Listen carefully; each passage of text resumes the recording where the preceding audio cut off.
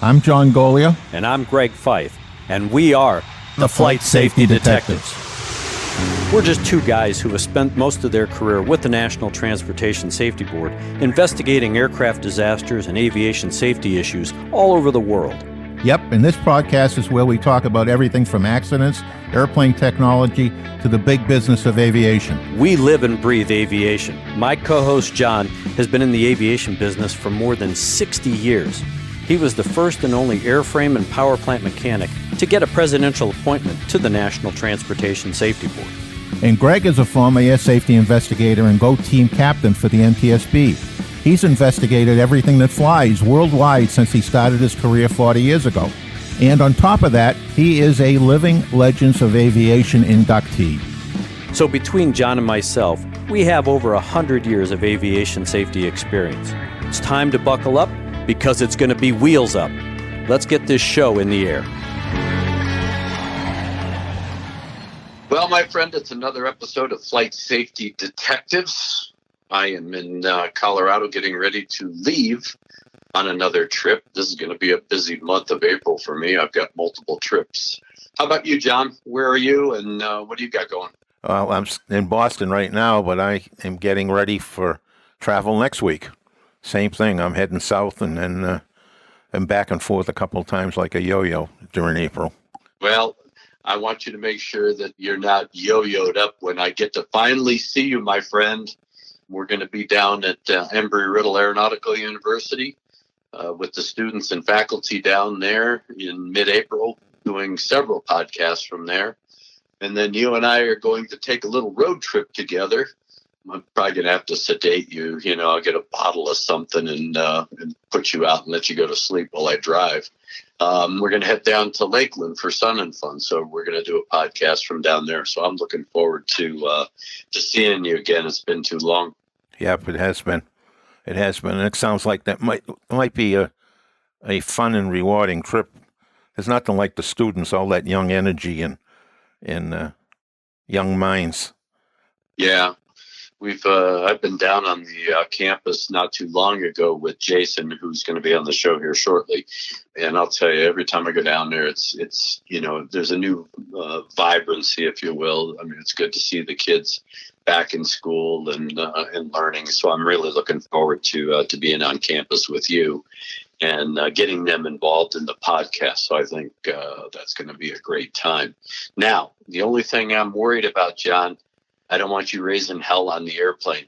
I don't know what it is, but now that the airlines have reinstituted alcohol and snacks, it seems to have lit a fuse under a bunch of people. And the United Airlines flight attendants just were making the news about the fact that since they've reinstituted alcohol and snacks on the aircraft, one, they're having a hell of a time. They call it a, quote, toxic environment. They're having a hell of a time, of course, enforcing the mask mandate. And then, of course, as these guys start drinking alcohol, and some of which are getting polluted on the airplane, you know, they had that one guy bite off his seatmate's ear. You got others that American Airlines just had somebody in a fist fight. I mean, what the hell's going on with people? I think it's not the alcohol in the airplane as much as they're getting to the airports early and they're hitting the lounges and hitting them too hard. I think they're already feeling no pain when they get on the airplane. We always have the issue of them sneaking their own booze on.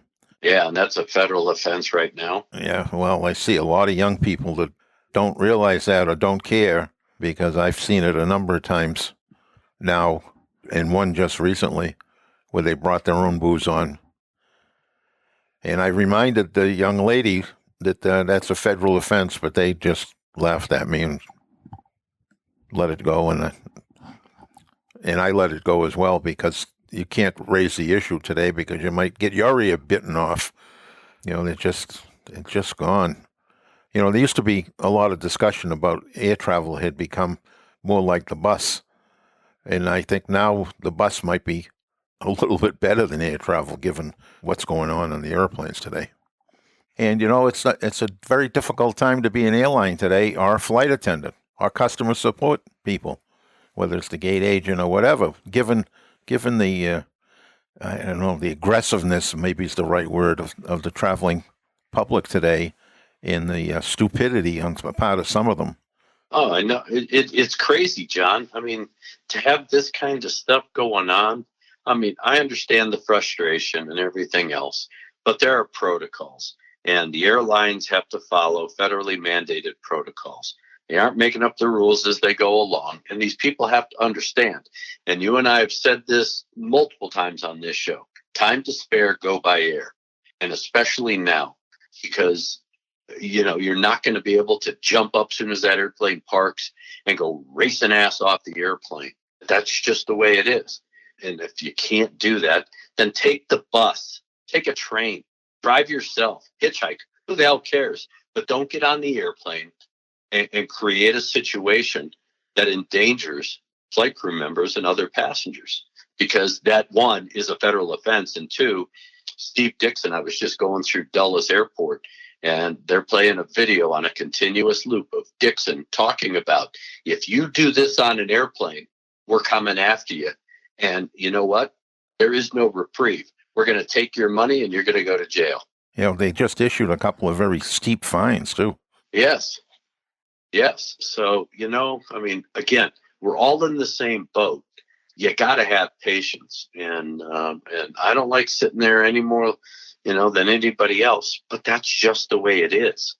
So, it's not going to last forever, we hope. So just chill out when you're on the airplane. Yes. Or else you're going to lose money. And speaking of money, you like to recognize that this show is sponsored by PAMA, the Professional Aviation Maintenance Association, as well as Avemco Insurance. And if you need insurance, if you're renewing, or if you're a renter and you need renter's insurance, or if you're an instructor and need flight instructor insurance, give Avemco a call at 888-241-7891. And if you mention Flight Safety Detectives, you'll get a 5% discount. And given today that we're just now getting back to work, many of us, 5% can be a great help in operating your airplane or keeping your flying going. Yeah, I mean, update your insurance by saying that, and again, they'll knock 5% off. If you already have a Avemco, talk to them about it, because this is the time where we're getting into spring and everybody's, dusting off the cobwebs.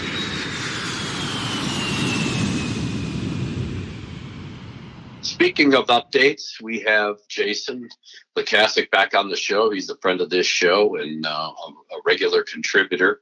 We always appreciate his expertise. We've got a lot of comments via email with regard to the Piper wing issue on PA28s. Now, they don't include the 32, even though Jason and I have had discussions about this, but they do include a variety of models of the PA28. There's an AD out there. We've explained on previous shows the difference between the corrosion service bulletin that needed to be executed, and now the airworthiness directive for the wing bolt hole crackings. In the interest of transparency, I will tell you that Jason and I have been working on this issue for quite a long time, well over a year, and we speak from a level of expertise. Jason has run to ground a number of operators, both private as well as flight school operators, that have had positive results. That is, they've found cracks in the wing bolt area on a variety of their airplanes. And again, some were in the training environment, some weren't.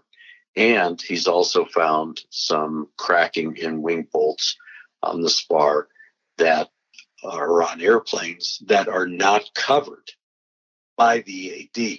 So with that, Jason, thanks for coming back. And now I want to just turn it over to you, and let's just get an update and give the listeners who have, the PA28s and even some of the 32s, let's give them an update of what we're finding, what you're finding, and where we're going from here now. Well, hey, thanks a lot, guys. Thanks for having me back. I sure appreciate it. Thanks for the opportunity to come back and give the update. And you hit it right on the head. We've been working on this for quite a while, so we've been collecting a lot of data. And one of the interesting things that we found is, social media has really helped with this. there's been, there's a lot of discussions and a lot of owners out there that ask a lot of questions and try to get the right answers, and they're trying to do the right things. And it's just led to a lot of discussions. And so being able to find these people instead of, sending out a postcard, hey, please call me so we can talk about it, to them giving their experiences and everybody getting it done. There's, just been a lot of really good information has come in. And, kind of like you said, initially, we've run down, I've had a lot of really good conversations since the last time that we were on the show. And, the numbers are going up. The good thing about the Airworthiness Directive, 2020-26-16, there's an appendix at the very end. And when there's an issue or not an issue, hopefully everybody that does the inspection will submit the form, but in some instances, the forms aren't going to probably get filled out. But these forms are going into the FAA. Engineering is tracking this. And so, before when we were on the show, you and I have talked to, I've basically run down myself 5 instances of wing spars, basically all of them being on PA28s. We're still waiting on the results. I don't have the results yet. So hopefully on a future show, we can talk about the results about the PA28-140 that's not covered under the Airworthiness Directive, but may have the problem as well. Hopefully we'll have the results by the next time we get together. But some other shops that we've been talking to and NDT companies and 2 of the individuals that I spoke to recently, they're tracking it just right at 5%. So 5% of their particular spars have not passed the test. Some of these, they've all been PA28s. The last gentleman that I just spoke to, he's up to 9 now. They found out of the 200 aircraft that they've inspected, they found 9 that have not passed, and he's got a couple of more that they're suspect that they're doing this week. So one of the interesting things about that, though, about my discussions with them and some of the other people and the things that we found is, as the FAA collects this data, a vast majority of the ones that are coming back with cracks are being found in the right wings, forward bolt hole, just on the aft side of the hull. So if you think it would be the portion of the material closest to the spar, not the forward side, but the back side of it in the spar material, not in the cap and not in the skins, but actually in the spar. And they're all varying in size. That's kind of one of the interesting things that we're finding now of the approximately 15 that I'm tracking. It appears that at least 12 of them are right wing. One particular airplane was both wings. So, but in this one particular instance, it appears like it's going to be on the right side. So definitely want to follow up on that. I don't know, again, if you've been watching the social media, there's been a lot of discussion apparently in the middle of this. And I don't know if the FAA's come out with any sort of instruction yet, or if they're even aware. But as part of the forums, there's a lot of scuttle going on right now that as these inspections were beginning, a lot of people order the parts, the bolts and the washers and the nuts and everything to comply with the Airworthiness Directive. It appears that a lot of the washers that were purchased we're saying may because we don't know for sure. I'm still running this to ground right now, may have been incorrect. So there's a specific washer outlined for each one of the aircraft, and you have to go to your table and find the washer. And hopefully what we'll do is in the future show here in a couple of weeks, maybe we can actually talk about the right hardware. And what we'll do is we'll put images and pictures and part numbers out for everything. But it appears that a series, it's been claimed that 5,000 of the wrong washers have been sent out. They go under the bolt head. Yeah. And so as part of that, they're just researching right now to try to figure out whether or not the correct parts have been purchased. Now, a couple things, Jace, things that we've had discussions about. We brought it up, I believe, on a previous show, but it's reared its ugly head because you did some research into it, and that is these guys. There's some folks that have been trying to come up with an AMOC or an alternate means of compliance, and what they're doing is drilling out these holes, oversizing these holes to get rid of the crack, and then sticking a bushing in there. And hey, look, I'm just a flunky investigator, but you start shaving off material off the actual spar, that increases the size of the bolt hole, which takes material away from the spar, which that spar was engineered to have so much material, and those holes, a particular size. Now you start taking that away. It just is logic that structure is going to be weakened. Or if it isn't weakened immediately, it'll weaken over time faster. So it's not a permanent fix. And the engineering for that has got to be pretty strong. I wouldn't touch that with a 10-foot pole unless I saw some pretty robust data analysis. Jason, I got another question for you. It came from somebody. I was down in Florida not long ago, and actually I was up north of Palm Beach, and I talked to somebody that was very knowledgeable about Piper. I suspected he may have been a former employee or maybe even a current employee. But in any event, he raised an interesting issue. He said that years ago, during one of the many management changes, ownership changes of Piper, they were actually owned by some foreign entities that changed the supplier of aluminum to a supplier from the Far East. And that after that change, they experienced a large number of problems.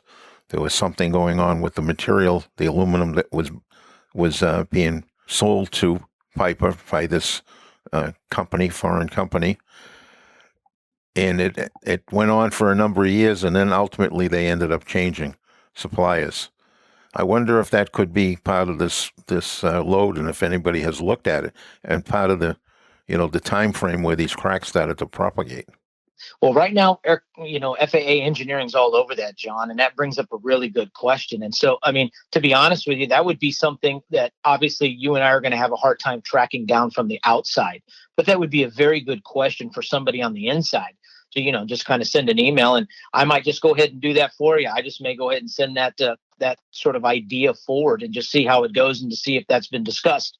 It might have, and at this point, it may have been discussed or already talked about, but maybe not. But that's always something good to bring up. I just want to circle back just real second. When Greg was talking about the bushings and the alternate means of compliance prior to the AD coming out, we thought this was a rumor. Now, I had heard about this 6 months ago. I thought it was a rumor. It wasn't until I just recently talked to a repair station, an ATT repair station, where he confirmed that this actually did occur, that it happened, that some DER up on the west coast of the U.S. has approved this, and they came out. Now, I don't know how that affects the aircraft, because this was done prior to the AD, but now that the AD is out, I'm not sure exactly the integration of how his alternate means of compliance prior to the AT being issued and now, because now it doesn't meet. I'm not sure exactly how that's going to cross over. So I'm in the process of trying to find that person right now. And hopefully in the near future, we can talk about it. I think it would be a great show to discuss about the process of determining that, just like you said, and who came up with the ironclad data to say that being able to put bushings and oversized bolts and everything in, was more than satisfactory for the design. I'd like to cover that later. That's a common occurrence in maintenance, where you do oversize, torque links on the nose link on the steering or the main gear. It's very common to oversize that rod that goes through there and put bushings on it. So that's probably where the idea came from, except on a primary structure like a wing attach point. Boy, I'd want, like you said, ironclad data. Oh, ironclad. I wouldn't, boy, if I saw that as a mechanic doing an inspection and find that, personally, I can't. Maybe the engineering and the mathematics does work out for that, but that to me is, as you're removing the material, are you doing an adequate job? Not only so when you're removing the material, are you doing it with the wing installed? Are you doing it through the spar box? Are you doing it with the wing removed? Are you doing just the spar box by itself? And then there's a lot. I've got like 50 questions I would have to ask about that whole process, because you obviously just wouldn't want to take a bolt out and then just use a drill while the wing is under load and then run a drill up through it and enlarge the hole. Yeah, so there's a whole ream it out. I mean, that's just reaming it out while it's under a load. I've got so many questions about how you would even go about doing that. So yeah, that's why I'm working hard. Hopefully I find this particular gentleman and we can talk about that, because I think it would be just fascinating to understand how they really thought that was a good idea and how they did that. So maybe it does work out, but I'm not sure I would do that. Good morning, you're on the ground, Canadian 920. We're just coming up to Alpha Juliet. One of the other things that you and I have done, Jason, in doing all of our research is, of course, we pulled all of the responses during the course of the SMPRM that the FAA had issued, soliciting comments with regard to this AD and prior to the issuance of the AD. And of course, one of the respondents was Piper. And they went on and they wrote a diatribe about the fact that this was a limited problem. It was basically isolated to Embry-Riddle Aeronautical University, and they indicted their maintenance for it. You and I, during the course of our research, found that absolutely wasn't true, that in fact there was an airplane that had a cracked wing spar at the bolt hole prior to the accident involving the Embry-Riddle airplane. And based on our research, we found that, in fact, Piper was made aware of it. That's disheartening. But again, we're still conducting research, but yet you're right, Greg. So there was a lot of, prior to them supplying that letter, basically essentially stating that the one operator of the aircraft, didn't really have an adequate maintenance program in place, which really is absolutely not true, that there was other ones that they were aware of that occurred outside of that environment. So by reading some of the replies, you would get the impression that, well, this is a one organization, one or two airplane type of event, and it's just their problem, which it's not. The numbers now the numbers are way too high. And if we stop one airplane from having, a fatal accident by having a wing separation, we've accomplished the goal, and we're well beyond that now. So as the FAA, as I'm hoping any owners that are listening to the podcast tonight ensure that even if they don't know if their shop in the NDT shop that they're working for, whether they're a repair station or not, using the Appendix A section of the airworthiness directive at the end of the bulletin, which is page 18. If you can fill that out, just fill it out with basic information and just get it back to the email address. If you can just take a picture of it with your phone after you fill out the form with a pencil, take a picture of it and just send the email into the FAA just so they can track all of these, so we can have an opportunity to follow up later on and get the data. And then, a couple of years from now, when we look back on it, I think that we're going to have a much better idea about what the actual inspection interval should be and what should be done by defining certain flight events and categories and aircraft operations. So that way you can create a better maintenance program for looking for these kinds of things. We've gone through it before. This is a very difficult spot. And after I've been talking to the various inspectors in different shops that I've spoken to that's found the cracks, I was very specific in the question of exactly where they're finding it. And I think what we'll do, Greg, is I'll get a picture from one of the NDT reports that I have that shows we use dye penetrant afterwards and wipe it off so that way you can see the very defined crack. I think what we'll do is I'll get you a couple of photos out there and we can put them on the podcast site. And then you guys can actually define it. So when everybody's looking and the owners are talking with their inspection shops, they can go, look, they're finding it right here. Almost all of them are right in this spot. Just get the information out for more people. Yeah, a couple of things that concern me with this, Jason, is one, I've been reading on all the social media sites. These guys are trying to do their flight hour calculations. That is, does their airplane particularly fall into the category where the inspection is required or necessary and things like that. And two, like you said, you're finding, at least you found one airplane that had a problem with the wing spar that isn't covered by the AD. So now the question is, should the FAA go back and review? Are they going to just say, well, that's an isolated event? Or is there a real possibility that, hey, maybe the AD isn't broad scope enough and that we've got to open up the serial number bases to have the inspection done? Yeah, I think once we collect the data, like I told you before, once I have the NDT report in hand, if it does in fact show that there is a crack in this particular wing, and again, we're talking right wing, forward bolt hole, so if in the event that this airplane, which is outside of the category, the first call I'm going to make is I'm going to send forward an email traffic and I'll call the FAA and go, look, here's the situation and this is what we found.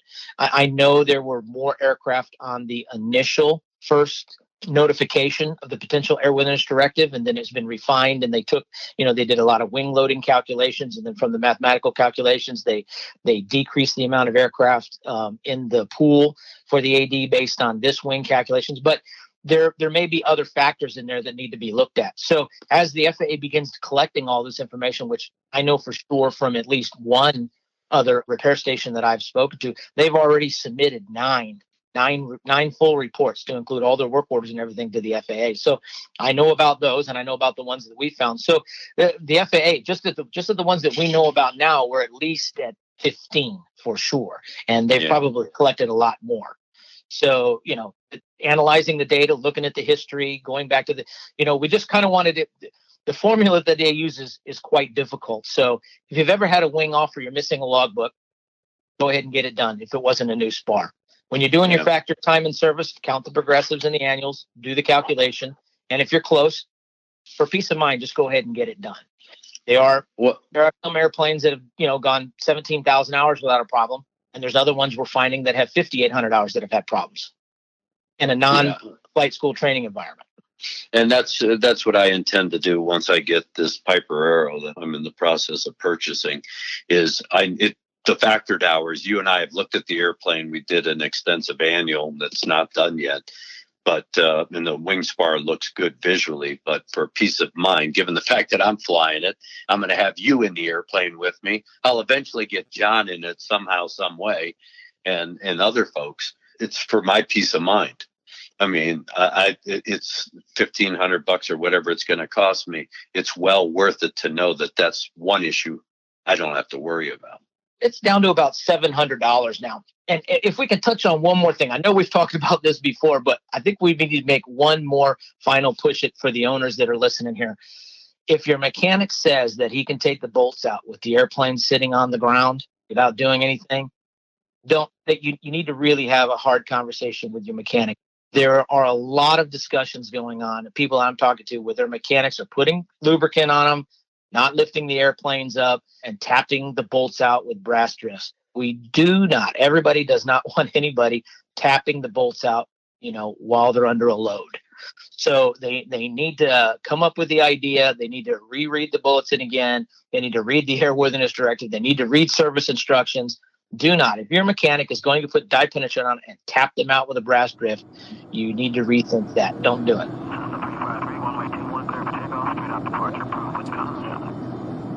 John, it's one of those things where we've had previous shows. You and I have talked about, professionalism and the maintenance guys and everything else. And you have mechanics at I won't say large facilities, but there are mechanics at large facilities that will be working on these types of airplanes, all the way down to the guy who works out of the back of his pickup truck.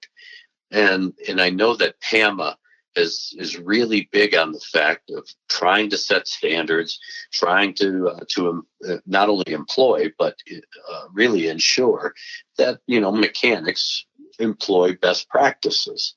And how is it that we get these guys? I mean, when we read the forums and these guys are doing things to these airplanes contrary to the AD and how you're supposed to remove the bolt so you can do the inspections, why the hell do these guys think that, their way is better? I know that it simplifies. I know that it, quote, may be cheaper, but why would they put their reputation, their character, and their certificates on the line? Part of the reason is the pressure from the owners over the cost, and part of them is, their ego. I can do this, I can do anything. It's the same thing with major minor. I mean, I've been involved with an operation and reviewing an operation in New Jersey that had extensive tail damage done to an airplane, and they replaced the entire fuselage from just behind the passenger cabin where there's a bulkhead all the way back to the tail, and they called that a minor repair, including damage to the stabulator. A new spar had to be put into the stabulator, and they called all of that minor repair, which anyone, not even aviation related, can look at the parts list that they assembled and put on the airplane, and then read the 43 1A, and it pops right out at you. That's a major repair, but yet they accomplished it as a minor repair. Chase, I know that you just did your IA renewal. I mean, do they emphasize, professionalism, or do they just try to rehash what you guys already know, or talk about, new things that the FAA wants you to know? Yeah, they just talk about new things, and they go over that just a little bit. There's not a lot that goes into that during most of the IA seminars, based on the guest speakers. But normally, when the FAA gets up, they talk about paperwork and filling out 337s and forms, and complying with 43.9 and 43.11. What's the difference between an inspection and routine maintenance, and how you do the log entries? They touch on a little bit of those things, but really going into the whole professionalism, like you probably shouldn't be changing a control cable while talking on the telephone. There's not a lot of that. That's just kind of you probably shouldn't be on your phone or talking to somebody while you're changing a control cable. They don't come right out and tell you to not do that, because I think 98% of us know that you probably shouldn't do that. So getting distracted while performing maintenance. So yeah, they don't go too much into that, because that's really taught at the basic level when you're going through your general portion of your A&P license. Most of the people go through and get their A&Ps, through accredited agencies and, universities and things. So that's just kind of one of the things they always teach you in class, and they're always making sure you're focused. Do you have the current instructions for continued airworthiness? Do you have the correct tooling? Do you, that's just one of those things that's just constantly reinforced while you're there. And, when you're out on your own, doing your own thing or working in your own shop, I know it's not reinforced like that. Some shops do that. Some repair stations, do reinforce. But, yeah, it's not talked about as much. And maybe during IA renewals now, maybe it would be really good that there's a, 50-minute or 55-minute segment every single year talking about just rehashing paperwork, professionalism. This is how you should conduct yourself. Those kinds of things. That would probably be a really good idea. It's obvious in pilot training. Every time you go to training, you've done 6,000 of these things, but like a V1 cut. Every transport category pilot out there has done more V1 cuts than they care to count. But it's to reinforce that muscle memory and just really understand it. We put people through various elements of crew resource management or crew leadership management, depending on where you are and what program. But these principles are reinforced, of course, on every FAA, not only practical test, but the knowledge test.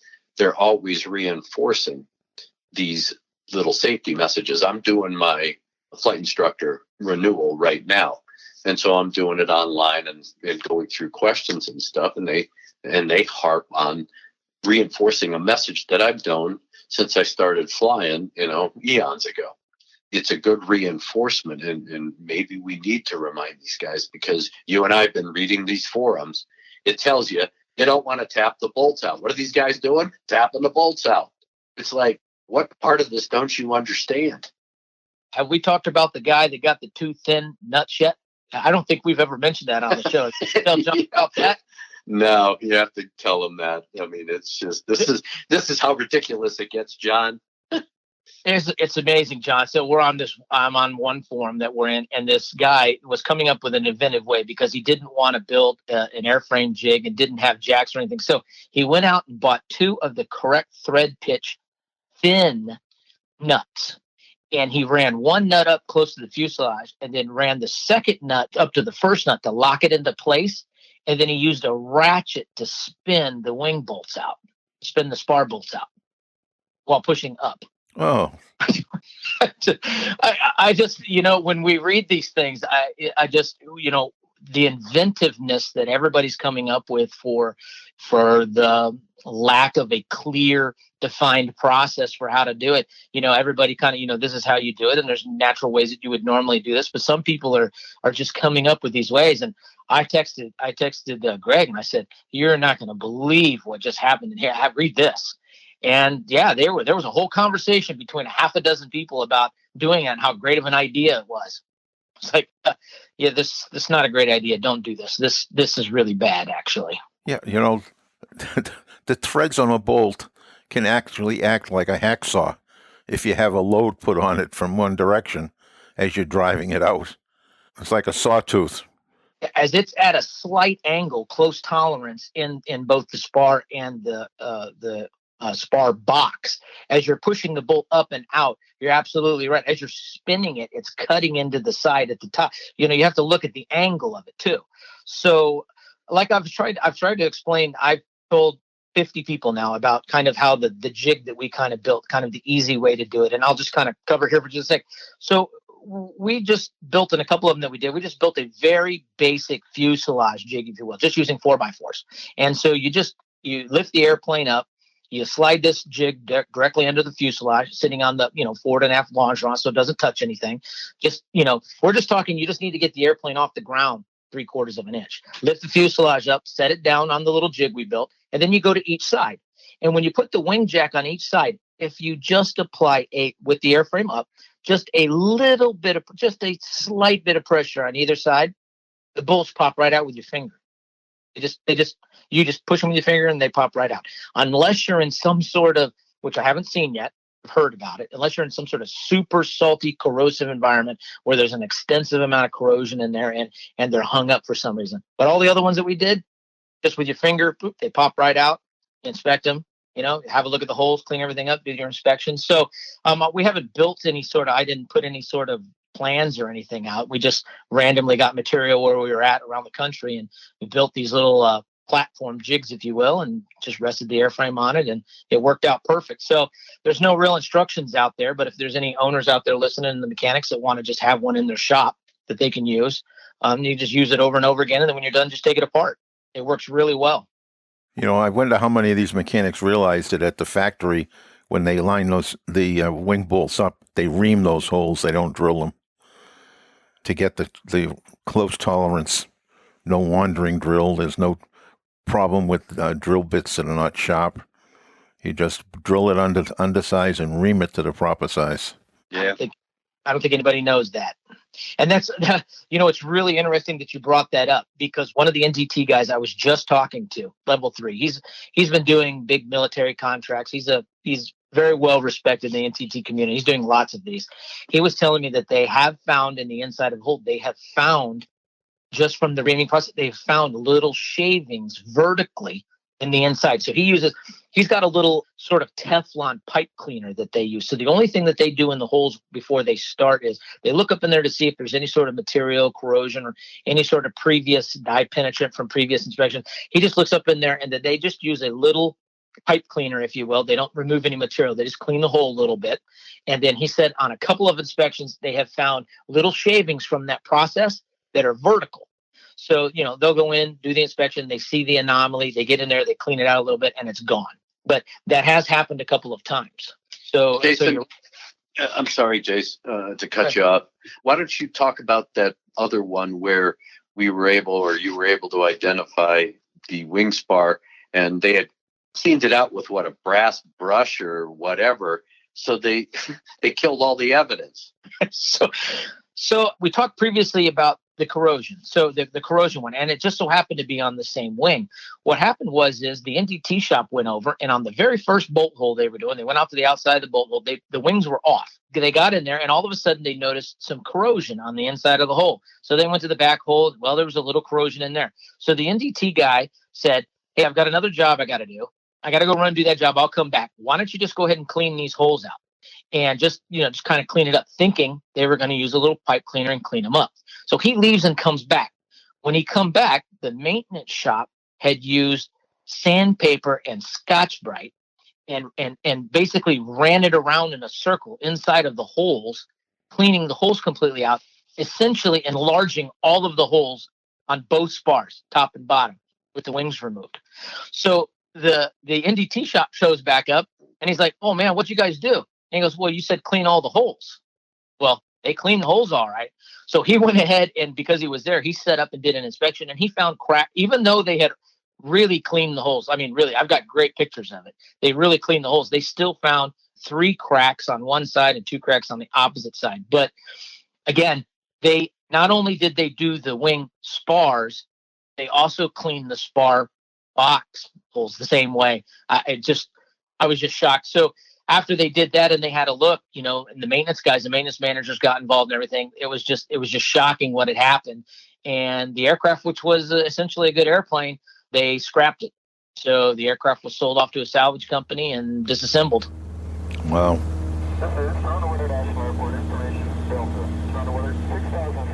I mean, there's a lot of complexities with doing this, AD, and And again, we monitor the forums, and of course, we've got listeners that are sending us emails, and we greatly appreciate it. That's why having Jason back on to get more into detail. If you do have questions and you do own one of these aircraft, please don't hesitate to drop us a line at flightsafetydetectives@gmail.com, because we read them all, and I can get on the horn with Jason, or John can get on with Jason and run these by him. And if we get enough of them, we'll have Jason on again to update and explain. So I think that this is always valuable, especially with some of the misinformation or miscommunication, or just a lack of understanding of what needs to be done and how it needs to be done. So as always, Jason, we really appreciate you coming back on the show to give us an update. Again, you are the regular contributor, the friend of the show, so we know where to find you, and we're going to have you back. Absolutely, for sure, because you and I are working on a couple of more issues that are going to be of very significant interest to our audience, and maybe a new audience as well. Can you share any of those details? Well, we're currently working on another Piper product. This one is their upper end product, the M500 and M600s. They've had some issues with directional control attributed to the front end of the nose wheel steering system. Jason and I are in the midst of not only doing a lot of research, but there's been a number of these events. We're collecting data on these events. We've been trying to help educate the FAA and the NTSB regarding these events based on our data. So I don't want to go too far into it, because there's some other activities taking place. But when we get to that point, hopefully in the very near future, it's going to be eye-opening to a lot of people, because it gives you a whole different perspective. Because as you know, kind of like buying a car, you assume that the engineering went into the car to make it safe, and the same with an airplane. You assume that the engineering went into the airplane to make it safe as well. But just like Boeing is still fighting off the fact that they've taken an old design with the 737, and they continually have, in quote, improved it. They've stretched it. They put different engines on it. They changed the performance characteristics. They put a different wing on it. You know, people said, scrap it and just start all over again. Well, Piper has kind of done the same thing with their upper end M500s and 600s by taking the original PA46 Malibu and putting it on steroids, and then strapping a turboprop engine on the front end. And again, you don't just do that. I mean, there's some engineering issues that we're looking at. So it's going to be a multi-part show when we finally are able to start disclosing a lot of the information that we're working on and developing. And we're going to see where the FAA, the NTSB, and Piper are going with what we found and what they're finding in their respective investigations. So that's going to require Jason to be back on, because he's done all the hard work and legwork on this. So it's going to be real interesting. So, you know, it's complicated to design and build an airplane, but sometimes it's more complicated to go back in and try to improve what you've already designed instead of starting with a clean sheet. And I understand the cost when you start with a clean sheet. You're going back to certification from square one. And I'm not sure how many people or pilots realize just how expensive it is to get something certified by the FAA. And certifying all the little pieces cost a lot of money, but then certifying the whole package with all those little pieces on it is just hugely expensive, hugely.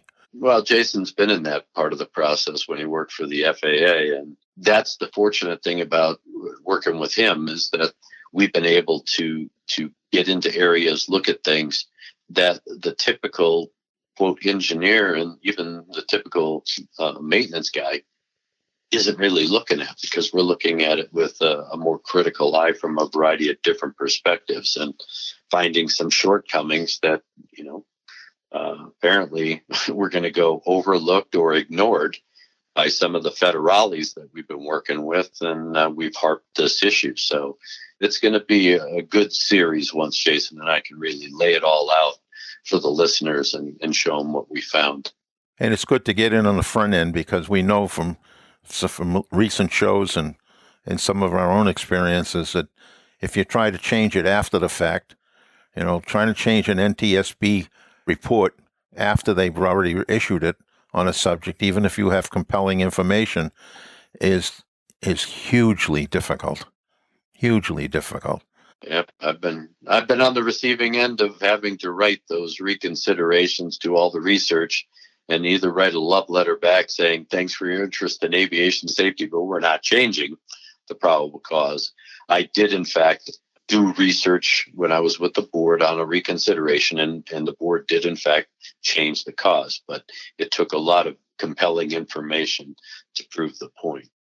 Well, John, I think that this has, again, been another informative show. Jason, as always, we really appreciate you contributing. And I'm looking forward to talking about the other issues that we're pursuing as well. So, as always, thanks again for being on the show. Thank you very much for having me, guys. I sure appreciate it.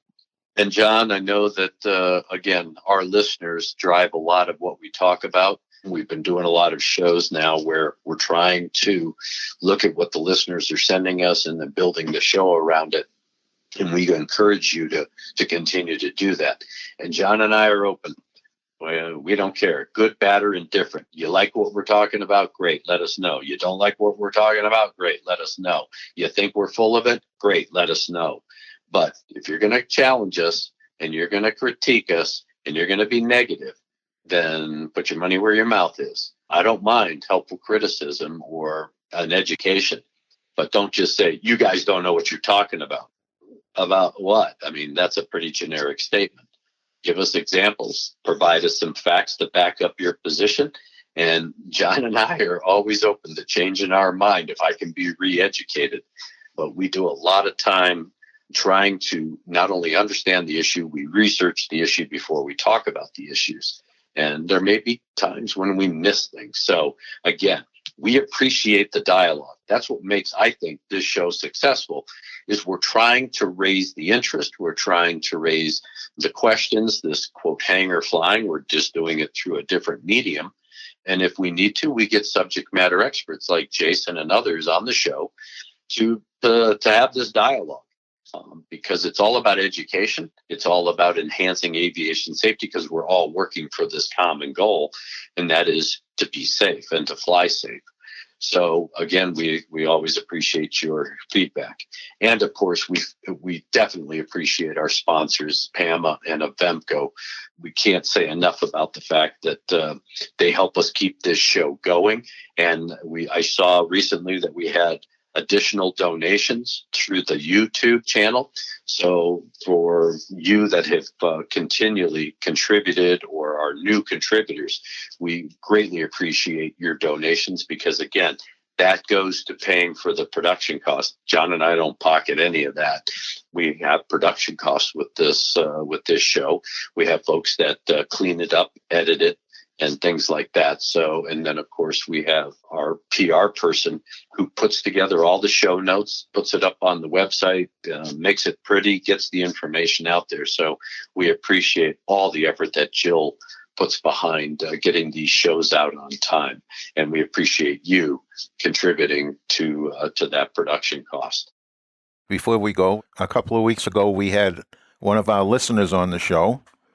In fact, it might actually be this week's that's just got posted today. We had Amy on, and I was looking through our comments, and I found a couple of additional people who emailed in that I'd like to put on the show, so I will forward those to you, see if you agree. I'd like to make that a regular segment, maybe once a month, have one of our listeners on that raises some interesting questions and open a dialogue. Absolutely.